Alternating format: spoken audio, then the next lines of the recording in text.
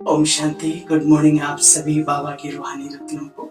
आइए सुनते हैं ईश्वरीय महावाक्यों का सार। ये रिवाइज कोर्स की मुरली है जो कि 3 अक्टूबर 1992 की महावाक्य। आज की डेट आपको पता ही है, 2 अक्टूबर 2022। इतने वर्षों पहले बाबा ने क्या हम सभी बच्चों को सिखाया था।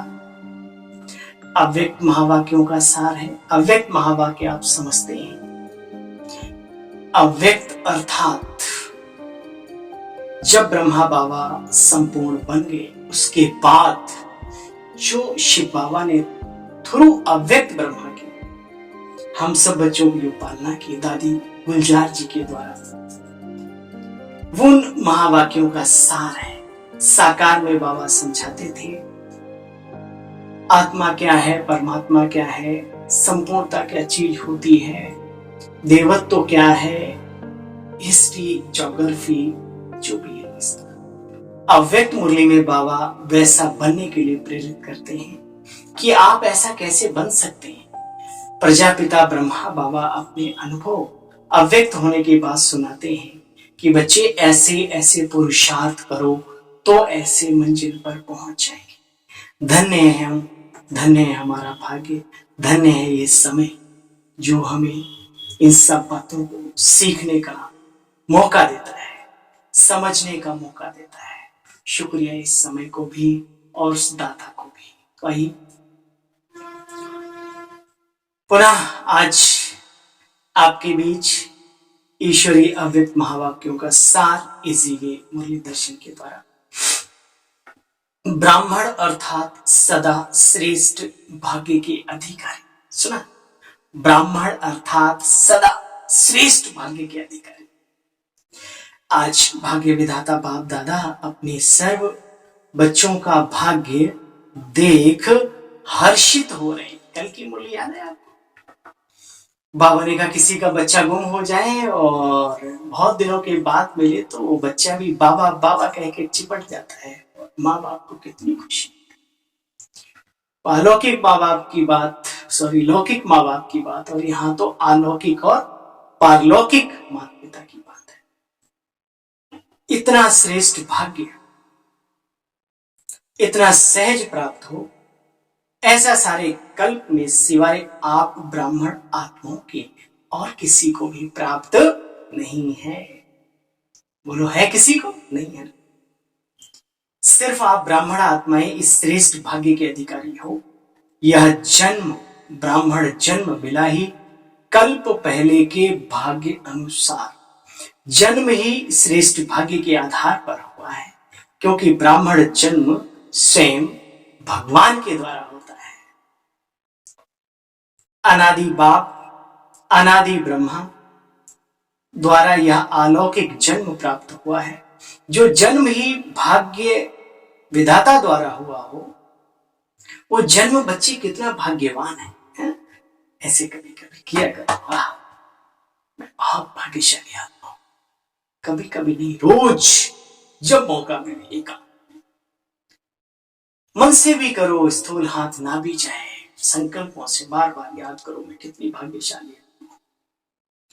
अपने इस श्रेष्ठ भाग्य को बच्चे सदा स्मृति में इमर्ज रख हर्षित रहते हो। सदा स्मृति प्रत्यक्ष रूप में हो भी, सदा मन में इमर्ज हो, सिर्फ दिमाग में नहीं। ऐसे नहीं कि ऐसे नहीं, लेकिन हर चलन, हर चेहरे में स्मृति स्वरूप प्रत्यक्ष रूप में स्वयं को भी अनुभव हो और दूसरों को भी दिखाई देवे कि इन्हों की चलन में, चेहरे में श्रेष्ठ भाग्य की लकीरें स्पष्ट दिखाई देवी। वास्तव में इन्हें कहा जाता है भगवान की संतान। ये है भाग्यवान दिव्य आत्माएं, हमारे इष्ट है। ऐसे अनुभव दूसरों को भी दिखाई दे। कितने प्रकार के बच्चे भाग्य प्राप्त हैं, उनकी लिस्ट सदा मस्तक में स्पष्ट हो। डायरी में सिर्फ लिख करके नहीं रखो, सिर्फ डायरी में लिस्ट ना हो, लेकिन मस्तक के बीच भाग्य की लकीर चमकती हुई दिखाई दे। पहला भाग्य बाबा ने ऊपर बता भी दिया, पहला भाग्य जो जन्म ही भाग्य विधाता द्वारा हुआ है। दूसरा, ऐसा किसी भी आत्मा व धर्मात्मा महान आत्मा का भाग्य नहीं जो स्वयं भगवान एक ही बाप भी हो, टीचर भी हो, सतगुरु भी हो, 3 in 1। हम तो कहें ऑल इन वन। वो कहते रहे तुम्हें माता पिता तुम्हें बाबा का बच्चा अनुभूतियों में खोया रहता है। ऐसा ही है ना? या सिर्फ गाने वाले भगत ही हैं? याद करना कैसे आकर के वो हमारा पिता, हमारा शिक्षक भी बना है और साथ साथ सदगति देता है, इसलिए सतगुरु भी है। सारे कल्प में कोई ऐसा है, बच्चे चेक करो, वर्षे में सर्व खजानों का अधिकार प्राप्त किया है। सर्व खजाने हैं ना, कोई भी बच्चे खजाने की कमी तो नहीं। फिर हमारी आदरणीय जो निमित्त दिव्य आत्माएं हैं, जो ईश्वरीय सलेक्शन हैं, जिन्हें भगवान अपने नैनों का नूर बना के रखता है, हमारी दीदियां जिनको बाबा टीचर्स, इस विद्यालय में जिन्हें टीचर्स कहा जाता है, तो बाबा ने कहा टीचर्स कोई कमी है क्या?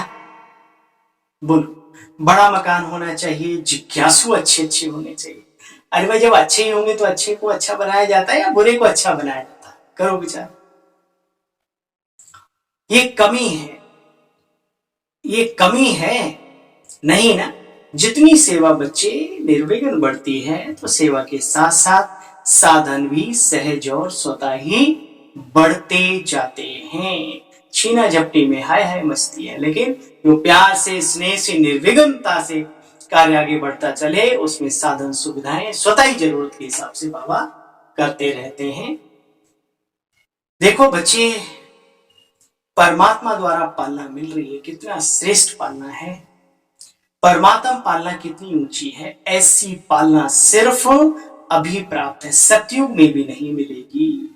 तो अभी प्रत्यक्ष अनुभव से कह सकते हो, हमारा पालनहार स्वयं परमपिता परमात्मा अर्थात भगवान है। गाते रहे ओ पालनहारे, आदि आदि, है ना? तो बोलो बच्चे, इतना नशा रहता है कि हमारा पालनहार स्वयं भगवान है। जिन्हों में दुनिया की उम्मीद नहीं थी, उन्हें उम्मीदवार आकर के परम धाम से उसने बनाया। न सिर्फ पढ़ाया, लेकिन पढ़ने का लक्ष्य ही है ऊंचे से ऊंचा पद प्राप्त करना। परमात्मा पढ़ाई से जो श्रेष्ठ पद प्राप्त कर रहे हो, ऐसा पद सारे वर्ल्ड के ऊंचे से ऊंचे पद के आगे, बोलो बच्चे, क्या है? धूल के समान। अनादि सृष्टि चक्र के अंदर द्वापर से लेकर अभी तक जो भी विनाशी पद प्राप्त हुए हैं, द्वापर से लेकर के, उन्होंने सर्वश्रेष्ठ पद राज्य पद गाया जाता है। लेकिन आप बच्चों के राज्य पद के आगे, सतयुगी सिंहासन के आगे, सतयुगी राजाई के आगे, ये पद भी क्या है? बोलो, श्रेष्ठ है क्या? आप कितने भाग्यवान हो जो पदवी सर्वश्रेष्ठ और एक जन्म की पढ़ाई, अनेक जन्म की प्राप्ति। वहां तो एक जन्म के लिए पढ़ते हैं, बस जन्म समाप्त, पढ़ाई की सारी पावर समाप्त। ये बाबा की पढ़ाई जन्म जन्म चलती है। देखो बच्चे, तो भाग्यशाली हुए ना, चेहरे से दिखाई देता है, चलन से भी दिखाई देवे। वो रॉयल्टी, वो पर्सनल व्यक्तित्व के धनी बनो। बनेंगे क्या? जब अंदर महसूस करेंगे तो अपने आप ऐसी अवस्था बनती जाएगी। चाल से मनुष्य का हाल पता लगता है। तो भाग्य है ना, इतने श्रेष्ठ भाग्य का हाल चाल से दिखाई देवे या अभी साधारण ही लगते हो? सिंपल रहो, लेकिन आपकी सोचने की जो सोच है, जो आदत है, रॉयल बन जानी चाहिए। ऐसी चाल, देखो बच्चे, साधारणता में भी महानता दिखाई दे, साधारणता में भी महानता दिखाई दे। जब आपके जड़ चित्र अभी तक महानता का अनुभव कराते हैं, अब भी कैसी भी आत्मा को लक्ष्मी नारायण, राम सीता व देवियां अगर कोई बना देता है, तो साधारण व्यक्ति में भी महानता का अनुभव कर मनुष्य श्रद्धा भावनावश साष्टांग दंडवत प्रणाम करने को तैयार हो जाते। जानते हैं कि ये वास्तव में नारायण व राम आदि नहीं है, बनावटी है, फिर भी उस समय उनकी महानता के आगे सर को नवाते, नम्र होते, झुकते हैं, नमन पूजन करते हैं, सिर झुकाते हैं। लेकिन आप तो चैतन्य देव और देवियों की आत्माएं हो, लेकिन हम भी ऐसा महसूस तो करें। आप चैतन्य आत्माओं की कितनी महानता की अनुभूति होनी चाहिए, बोलो बच्चे, क्या होती भी है। आपके श्रेष्ठ भाग्य को मन से नमस्कार करें। सिर व हाथों से चलो कोई नहीं भी करे, लेकिन मन से आपके भाग्य का गुणगान अनुभव कर स्वयं भी खुशी में नाचे। वाह, जो तुम्हारे करीब हो, करीब होने का नशा हो जाए। इतनी श्रेष्ठ पढ़ाई की प्राप्ति श्रेष्ठ भाग्य है बच्चे। लोग पढ़ाई पढ़ते हैं इस जीवन के शरीर निर्वाह की कमाई के लिए, जिसको कहा जाता है सोर्स ऑफ इनकम। अच्छा, आपकी सोर्स ऑफ इनकम पढ़ाई की क्या है? उनका हिसाब होगा लाखों में, करोड़ों में, अरबों में। आपके तो कदम में पदम है। सारे दिन में बच्चे बोलो कितने कदम उठाते हो और कितने पदम जमा करते हो, लेकिन हर पल को सफल बना देंगे, तेरी याद कभी ना छोड़ेंगे। वो पल अविनाशी होते हैं, जिन पल में तेरी याद समाई होती है। जब बाबा की याद में हमारे कदम उठते, उनमें पदम होता है, याद रखना। तो कितने भाग्यवान आत्माएं मोहब्बत, परमात्मा मोहब्बत के झूले में मौज से उड़ती हो, मौज में उड़ती हो ना, उड़ती कला की मौज में रहती है। मजबूरी उनके आगे आ नहीं सकती, समझा। अपना श्रेष्ठ भाग्य कभी मर्ज नहीं रखो, सदैव इमर्ज रखो। डायरी में नहीं, कहां? अंदर, दिमाग में भी नहीं, दिल में, अंदर भी, अंदर चेहरे पे। तीसरा, सतगुरु द्वारा क्या भाग्य प्राप्त हुआ? पहले तो बच्चे महामंत्र मिला। सतगुरु का महामंत्र क्या मिला जानते हो? पवित्र बनो और योगी बनो। जन्मते ही महामंत्र सतगुरु द्वारा प्राप्त हुआ, और यही महामंत्र सर्व प्राप्तियों की चाबी सर्व बच्चों को मिली है ना।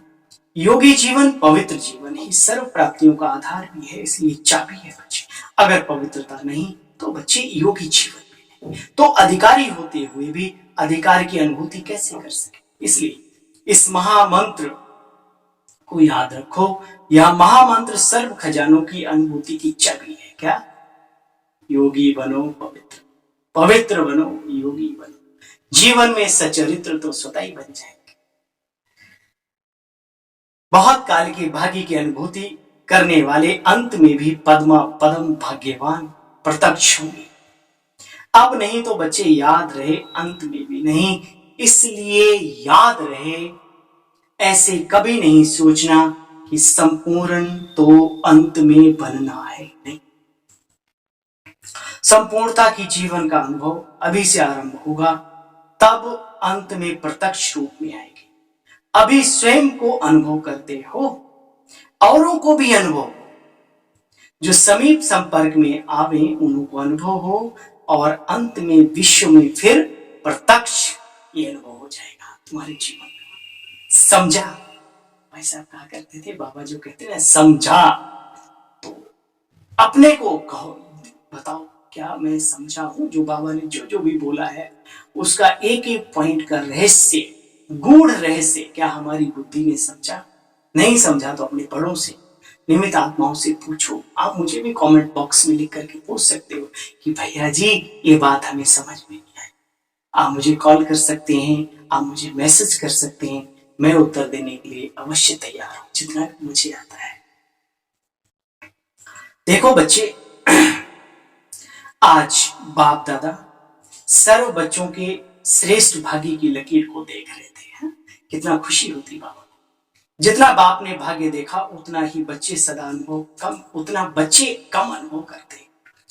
जितना भाग्य की खान सभी को प्राप्त है, कितनी बड़ी खान प्राप्त है जाते हैं, लेकिन कोई कोई को ये खान कार्य में लगाना आता है, कोई को कार्य में नहीं लगाना आता, समझ नहीं होती, सोचते कहीं हम खाली ना हो जाए। खाली नहीं होंगे और भर जाएंगे। दुआएं जितनी देंगे, अपनी शक्तियां जितनी दूसरों पर न्यौछावर करेंगे, बाबा तेरे दर पे जो भी आए, जो भी भर के जाए। अरे हमारी भी सारी शक्तियां दे दो, कोई बात नहीं, कम नहीं होंगे और बढ़ जाएंगे। याद रखो, डरो मत। बाबा कहते हैं उतना लगाते नहीं, मिला तो सबको एक जैसा है, परंतु इसमें भी नंबरवार हो जाते हैं। बाप ने तो सबको नंबर 1 दिया, लेकिन लगाने में, कार्य में लगाने में नंबरवार हो जाते हैं। देखो बच्चे, जितना यूज करेंगे, कार्य में लगाएंगे, उतना खजाना, शक्तियां, गुण सब भरते जाएंगे, बढ़ते जाएंगे। मर्ज करके रख देंगे, वैसे भी कहा जाता है एनर्जी कोई भी हो उसको ब्लॉक कर देंगे तो खत्म हो जाएगी, एनर्जी नहीं रहेगी। इसलिए मनी को भी कहा जाता है उसको साइकिल में घूमने दो, अलमारियों में बंद करके मत रखो।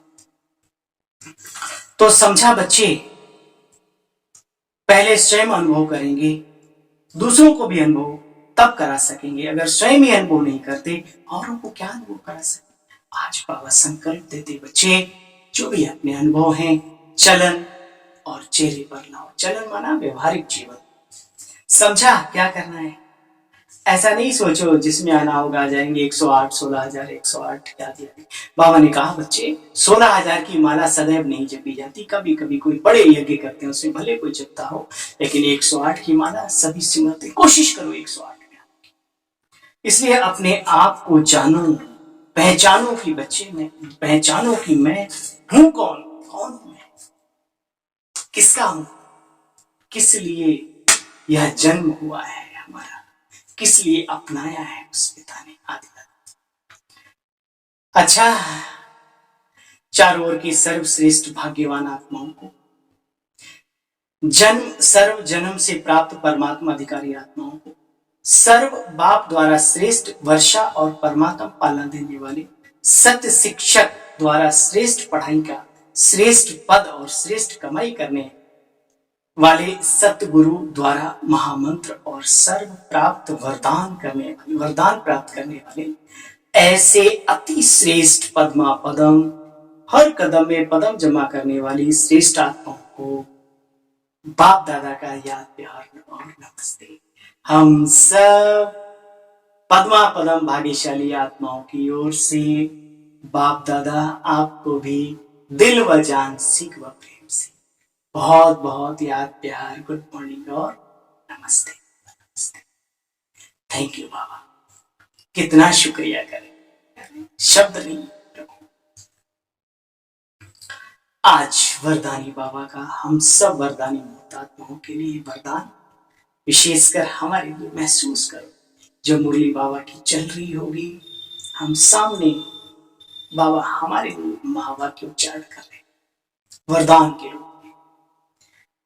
जिम्मेवारी की स्मृति द्वारा सदा अलर्ट रहने वाले शुभ भावना, शुभ कामना संपन्न भाव। किसी ने कहा जीवन से आलस नहीं जाता, आज उनका उत्तर है स्वयं को कोई न कोई जिम्मेवार बना लो। किसी न किसी सेवा का, किसी न किसी कार्य का आलस अपने आप भाग जाएगा, क्योंकि जिम्मेवारी आलस्य को मिटाने का सबसे अच्छा साधन।